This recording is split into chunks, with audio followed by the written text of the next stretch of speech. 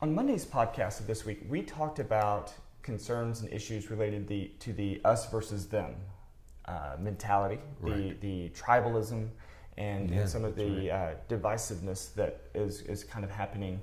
And today we're going to branch from that just a little bit and talk about the culture of bullies and the culture of, again, us versus them from the perspective of what we're doing with how we interact with each other and engage with each other. That's right. We talked about tribalism on Monday and how these divisions are creating distress and conflict. Yesterday we talked about we must allow children to fail, okay, in order for them to gain confidence. Today is related to both of those. It's about bullying, and the author, Amy Banks, begins by talking about Phoebe Prince, and you probably remember. This was a real famous news story, got a lot of news coverage. Phoebe Prince was a young girl from Ireland, moved to Massachusetts. Right. She was savagely bullied, physically and socially on social media and Snapchat and Instagram. Every way that she could be bullied, she was bullied. And apparently, she crossed some line where, as a freshman, she was dating a senior football player, and I guess you're not supposed to do that in Massachusetts, so that got her into some trouble.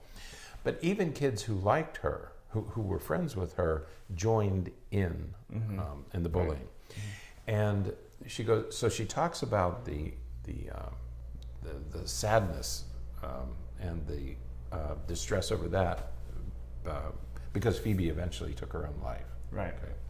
And she talks about two boys, Seth and Asher, who were 13, who also committed suicide because they were bullied because they were gay. Okay, the kids were their classmates and schoolmates were teasing them because they were gay. And so what she says is, these are not rogue incidents. This is she refers to it as the tip of the iceberg. Right. So this is a huge, huge problem. Right. And that's what this article is about, is why is it happening, and why is it so common? Why is bullying so common? Yeah, and it's a longer article, but it's certainly worth the read because she builds a good case, I guess you could say. Again, as you said, starting with these examples of how bullying leads to travesty, with individuals committing suicide or engaging other kinds of self-harm, and attributes much of that to, again, the us versus them, the acknowledging and emphasizing and almost demonizing difference. The other, right? That's right. If you're not like us, if you're different than us, if you think differently, if you look differently, if you act differently, if you believe differently, then you are one of them, and we don't. That's right. We see that as a conflict, as a confrontation. Right, and that's what earlier in the week we talked about tribalism. Okay, that's exactly what tribalism is. It's an us versus them.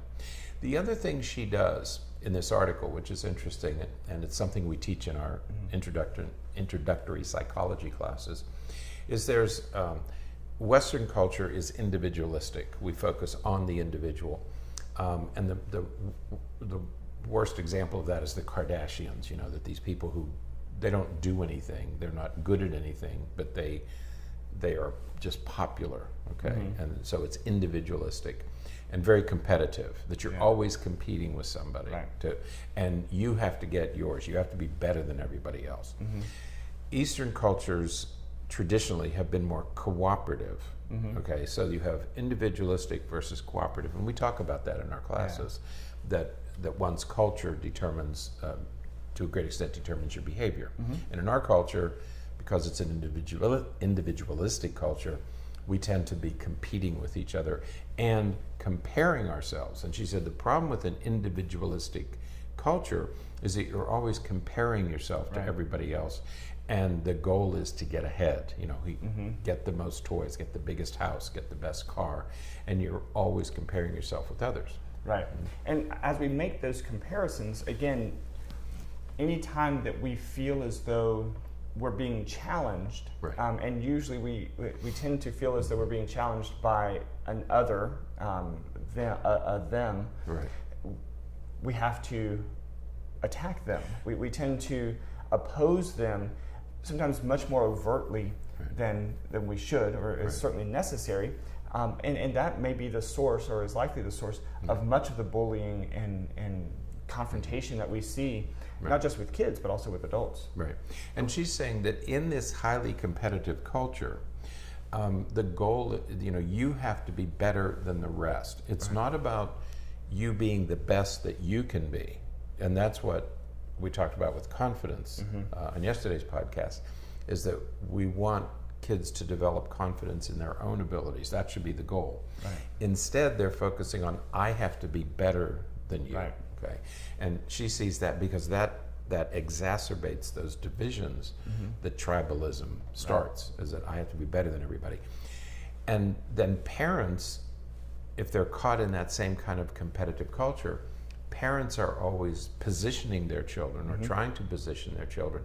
And so you have this, well, I have to get all A's because I have to go to the best, I have to get into the best college, and there's this frenzy for college seniors. Right. I mean, it begins in elementary school, where I have to go to this elementary school and this middle school, and I have to be in these classes, and I have to have this teacher, and I have to take, instead of having 24 credits to graduate, I need 30-some credits to graduate, and they have to be AP and college classes because those boost my GPA, because I have to be better than everybody else, okay? And that drive to be better, that constant, that's the message we're giving children, is that you have to be better than everybody else. Right. And what she's concerned about in this article is that competitive zeal, that competitive frenzy is what's driving the bullying, is that you can turn somebody else into an object very easily when your culture is telling you have to be better than everybody.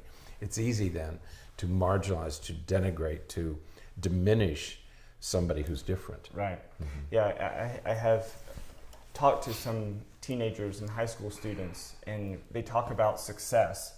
And I ask, how do you define success? Right. And they pause for a moment and say, well, I just have to do better than other people on these tests or in these classes. And that brings a level of performance, or expects a level of performance that you can't predict, because you have no idea how good someone else will do, how well someone else is going to perform. And so it again kind of creates this scenario of false or empty competition that is that leads to, again, everybody's in opposition, everybody's a foe, and so we have to push them away, or we have to be confrontational with them, or we have to, sometimes this leads to bullying. And that's right. If you're and in this competitive society, comparison and judging is inevitable. I mean, you have to do. You walk in, no matter where you go, you walk into a room, you're immediately aware of what everybody else has and who has the biggest house, and you're constantly comparing people. And instead of children learning how to become confident and accomplished and secure in who they are and what they can do, they're constantly comparing themselves to others. We've talked many times about when you go on Facebook and you see other people living these wonderful lives, and you compare. You always compare unfavorably. Your life never looks that never look that good, or you can, but so you're always comparing yourself to others. And I have young patients who are doing perfectly fine in school, but then they get a friend, or they get to know somebody else who is doing better than they are. Well, you don't know anything about that person's family. Maybe the mother is an English teacher. Maybe the dad is an engineer and has this ability to help his kids in math. Or maybe mom and dad are doing all the work for them. Which happens. I mean, there are parents who do their children's homework, and you don't know what's going on in that house. And it's so sad to me that when children come in and say, well, my friends are doing this, and that has nothing to do with what you're doing. You have to do what you can do as well as you can do it. And it's very difficult in this culture to move them away from that idea. Right. And it does happen on both sides, where you have these students who say, I need to perform as well as these others that I want to be associated with. And those others that they associate with say, I only want to associate with people who perform as well as I do, or the good kids, or the whatever top group. Right. And so you have it is it does happen from both sides of that equation, and it is a manifestation of that individualistic culture that we have. Now the contradiction here is that we want, in yesterday's part, when we talk about participation trophies, okay, we don't want to give everybody a trophy. We want people to earn it, okay? But we don't want to put kids in competition with each other, okay? And that's the problem that we're creating, is that we create these competitions. Schools have always been sorting machines. Since the first school was started, it was a sorting machine. And you sort kids out based on how well they do in school. Jefferson and Washington talked about this at the beginning of our country. How should we educate people? You are bound to, Jefferson said, let's put them all in school and the leaders will rise to the top. Okay. So schools have always sorted kids that way, but it should be done we shouldn't give participation trophies, but we should not be giving the message that you have to be better than everybody else, that you're somehow in competition with everybody else for a limited number of jobs or a limited number of college places. But that's how everybody approaches it. If you live in a big city like New York and you're wealthy, it starts at preschool. You have to put your child in this preschool so that she can go to this kindergarten, so that she can go to this elementary school, because this very high pressure elementary school will get her into the middle school, and on and on and on it goes, and there's this constant competition. Well, those kids are being raised to be competitive, and with competition comes separation.